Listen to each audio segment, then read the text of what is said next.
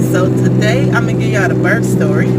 Today's a little different. These kids right here woke up sick and late for school, so I had to drop them off. So I had to drive the car to drop the twins off. And now I'm gonna drop them off. And when I get done dropping them off, I will give y'all the twins birth story. I gave the boys $10 because they want the granola bar. I told my mother to grab some orange juice because he feels sick and grab him something else. So I wonder how much money they're gonna bring me back at the gas station. She's trying to climb back in my lap. So with the birth stories I gave, I wanted the kids to look back at them. I also wanted to tell the stories. I know they seem kind of like sad, I guess, or devastating, but they not devastating. The kids are here. All my kids are healthy as can be. They growing, they thriving. They're very smart and intelligent. And sometimes you have to go through something to get something. And not every birth story is alike. I would love to hear y'all birth stories of what y'all went through to get y'all kids. And even if you're a guy watching, I would love to hear the birth story of your child from a guy's point of view. So I'm tagging everybody. I'm tagging you to do this story. And let me know when you do the story so I could check it out. Okay, so pregnant with the twins. Was pregnant. I'm thinking, oh, well, I'm just gonna have this baby and I'll get my tubes tied and I'll just have 3 kids. So when I had my first ultrasound, it said that I was having twins, and I was like 9 weeks pregnant when I found that out. So I carried the twins. By this time, I had switched my doctors I deal with to a different hospital after that last birth story. So I went to see that doctor, and because I was having twins, because my stomach had by this time been cut open about 5 times or something, I was considered a high-risk pregnancy. And because I had 2 previous C-sections. So they switched me over. Oh, along with the hernia repair, I had mesh put in my stomach. So they wasn't sure my stomach was going to expand like it needed to. So they switched me back over to the same hospital I had Xavier in, because that hospital has a neonatal center. So even if I would have had my babies at the other hospital, had something been wrong with the babies, they would have been sent over to the first hospital. So I went over to see that doctor. Pregnancy was normal like it should be. I worked all the way up to like 32 weeks, and the twins was so heavy and they rolled my hips so much that I could hardly walk. And I was a manager. I worked at a gas station then, and I will have to like get down to get in the safe in the morning to empty the money out and end my day and all that important stuff. And I would get down, but I couldn't get back up, so my employees would have to help me up. So my next doctor visit, I'm like, I can't do this no more. Can you write me a note for maternity leave? And the doctor was like, you're doing good. There's nothing wrong with your pregnancy. There's no reason why you can't work. Like, these babies are heavy. My employees had to get me up off the floor. So they wrote my doctor's note and I went off work and stuff like that. And it was time to have a C-section. I went in and had my C-section. Oh yeah. Probably around that time that I went off work, I started getting those spasms, the jerking spasms again.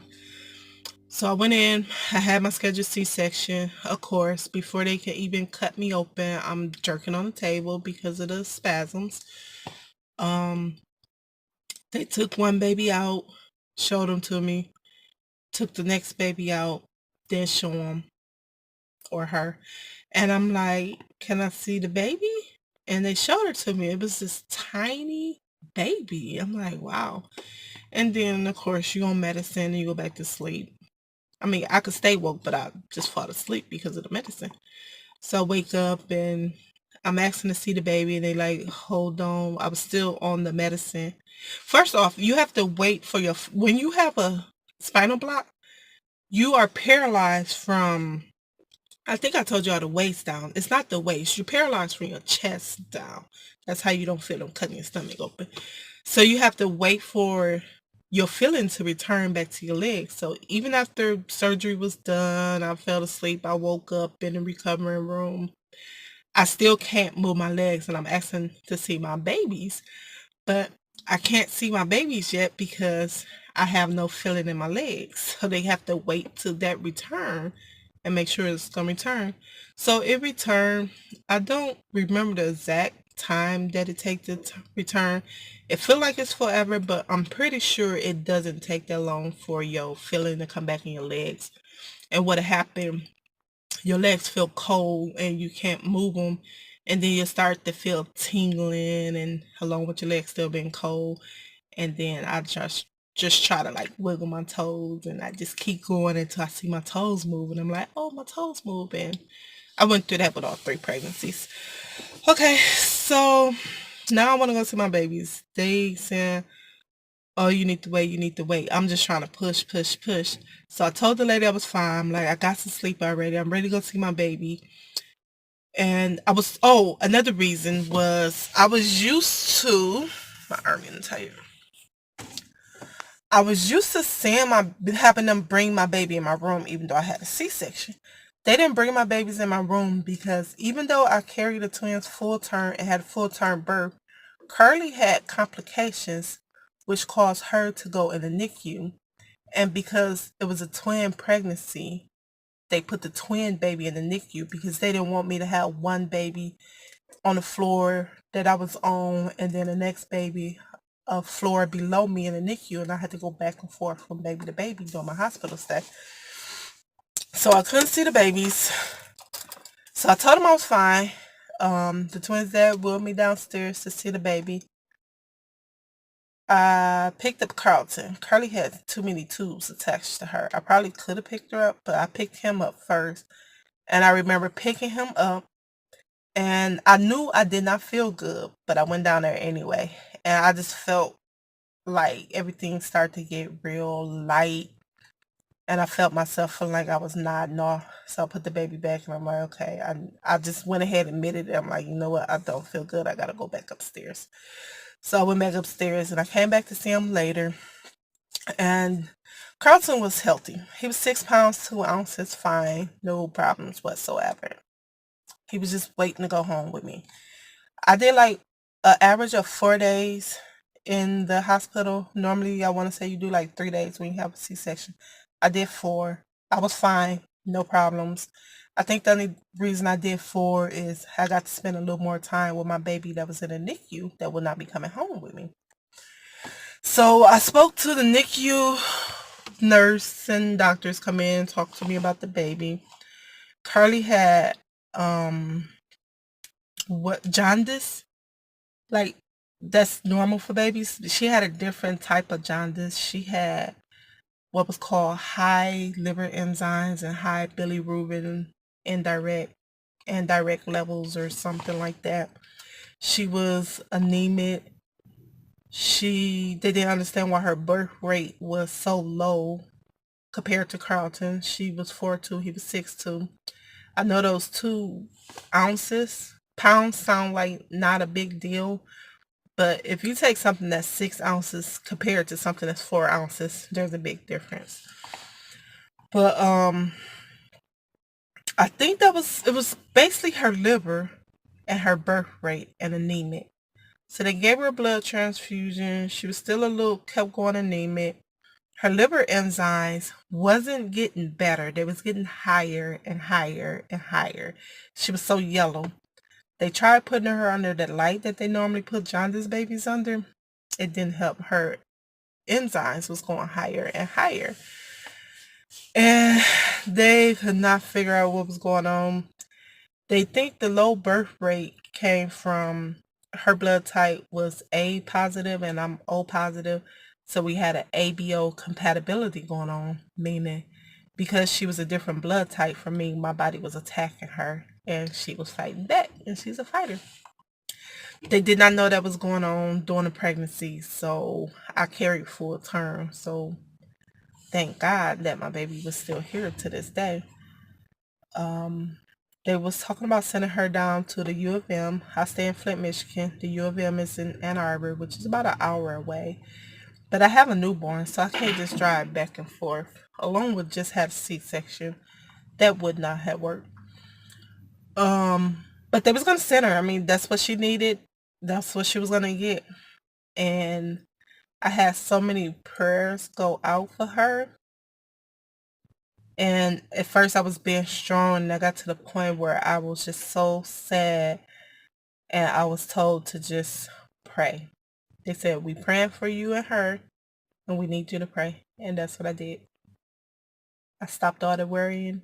I prayed, and I didn't worry, and everything was fine. All of a sudden, her levels went back in normal range.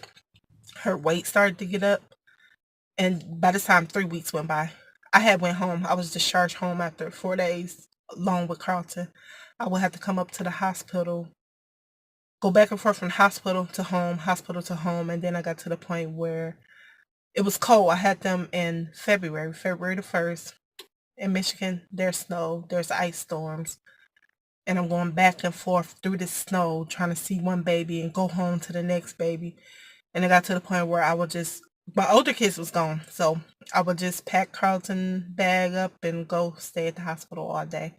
And me and Carlton and Carly was there together. I don't want this video to be fast, but that was it. So I was fine after that C-section. Carly wasn't, but she got better. And to this day, no other health problems. She got out the NICU about 3.5 weeks later. At 4 months old, at 1 month old, she was still 4 pounds, and Carlton was probably about 8 pounds. He was twice her size. Everybody said, "Oh, he ate up everything." No, actually, he didn't eat up everything. Carly was feisty. That little girl could eat, and she can still eat. And she still out eat Carlton. It's just her weight go through her. I mean, her dad can eat. He can go to McDonald's. He'll go to Burger King and buy a Whopper meal, super size, with a Coke and an extra Whopper sandwich, and he eats it all. And he does not gain weight. And that's how Carly is. That's how I used to be, but now I gain weight. Since having babies, my metabolism changed. But Carly can eat. But that was it. I just don't want this video to be too long. So any other questions or things you want to know, feel free to ask in the comment section. Just for the sake of this video, I talked fast. I probably left some stuff out. I will be more than happy to answer it down in the comment section. And in the meantime, don't you forget to give me your birth story if you have kids. If you don't have kids, if you're a guy, you can still tell me your birth story of your kids, what your wife went through. And if you don't have kids, tell me what you know about your birth story. I would love to hear it. Thank y'all for watching. Thank you for hitting the like button. And your comments are more than welcome. See you later.